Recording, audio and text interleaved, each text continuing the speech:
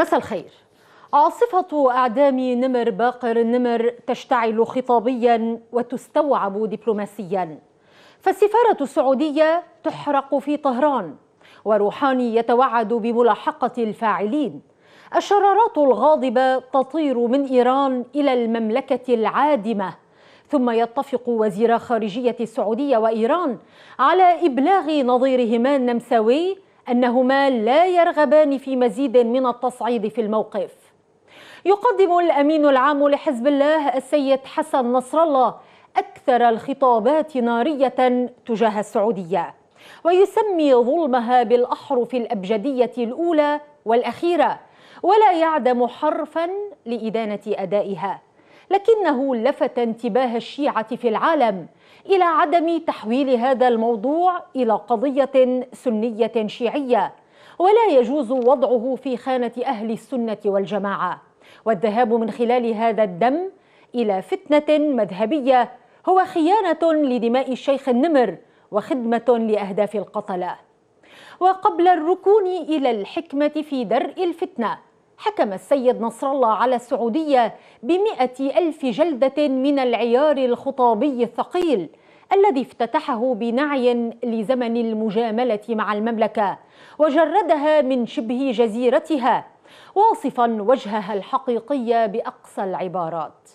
وتوقف طويلا عند إصرارها على إعدام النمر في هذه الظروف التي تمر بها المنطقة، وكان بإمكانها أن تبقيه مسجونا لسنوات، متحدثا عن وجود متأملين بتعقل سعودي واعتدال وذهاب إلى حوار سياسي ومفاوضات. لذلك جاء الإعدام صادما.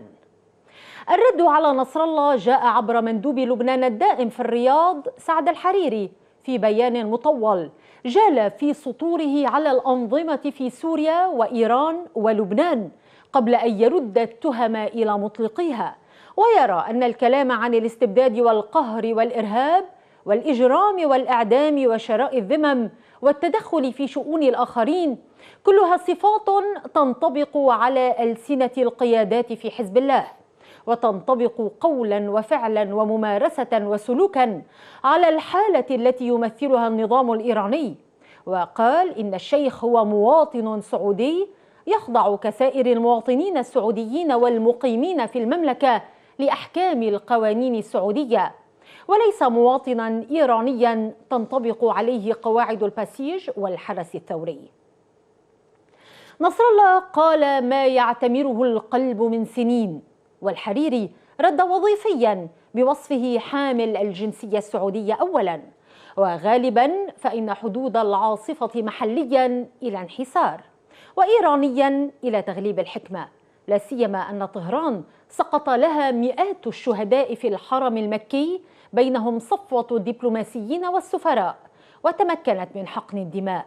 واتباع طرق التعقل لا يلغي صورة شائنة طبعت نظام الحكم في المملكة، والذي عرضها لانتقادات غربية تهاب المملكة نقدها. وفيما تبقى من عواصف، فإن فلاديمير متمدد في لبنان يفرش بياضه للتزلج من جهة،